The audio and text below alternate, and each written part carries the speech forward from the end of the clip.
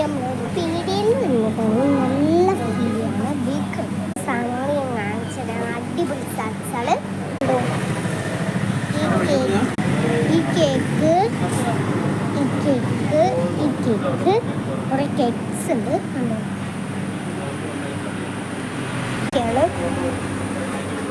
ഫുള്ളൊന്നും കാണിക്കാൻ പറ്റൂല കേട്ടോ. പോയി വാങ്ങൂല ഇതൊന്നും കേട്ടോ. നോക്കാണ്